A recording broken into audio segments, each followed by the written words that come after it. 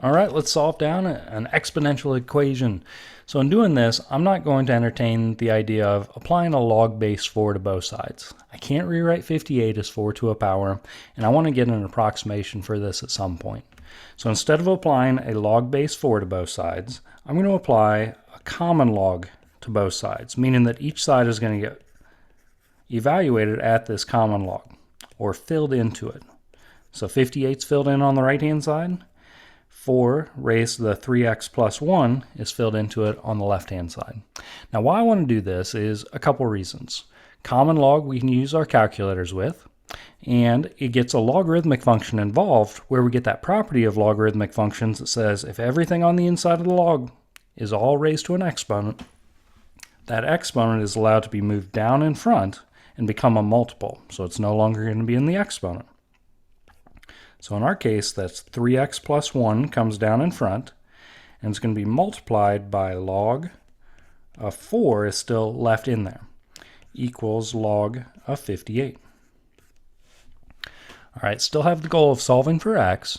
We could distribute the log of 4 to clear out the parentheses, but instead I'm going to choose to divide both sides because the entire left-hand side is divided by multiplied by log of 4. I'm going to elect to counteract that multiplying by log of 4 by dividing both sides by log of 4. So what's going to remain on our left-hand side? Well, 3x plus 1 remains over here, and it looks a little bit complicated, but log of 58 divided by log of 4. All right, now we still need to solve for x. So we need to get rid of the 3 and get rid of the 1. I think the first thing we should get rid of is the 1. It's just a linear equation, believe it or not, at this point. So we have 3x equals log of 58 divided by log of 4 with a minus 1 after it.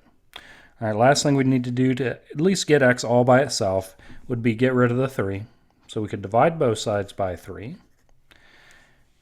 On the left side, 1 in the numerator, 1 in the denominator, they're going to go away and you're going to be left with x all by itself. Now this is a little bit complicated as far as we still have a fraction within a fraction on the right hand side. There are a few steps we could do to make this look a little bit nicer if we wanted to. One step would be I don't want to be dividing by that 3 in the bottom.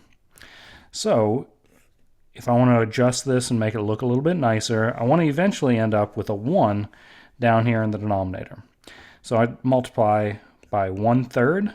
3 times 1/3 makes a 1, but if I multiply there by 1/3, I have to multiply the numerator by 1/3 also.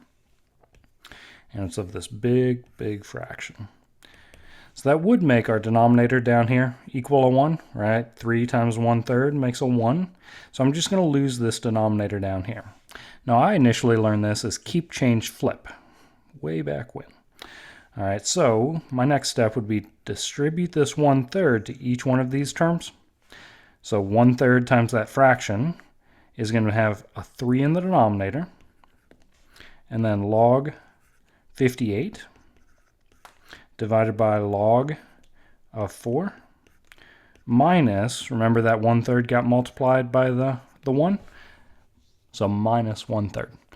All right, we could do even better and get a common denominator amongst these and get them together, but let's see if we can get an approximation by putting this into our calculators. So log of 58, going to close some parentheses, divided by, now here's a key. If I want to get this all in one shot, I'm going to have an operation going on in the denominator. Those are multiplied. So I need to put a big set of parentheses around that whole denominator. So parentheses open, 3 times log of 4. Close my parentheses for my log, close my parentheses for the denominator, minus 1 divided by 3.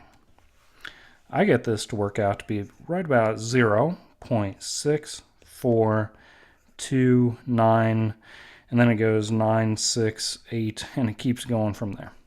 All right, I hope this helps out as you're working on these more complicated exponential equations. Good luck.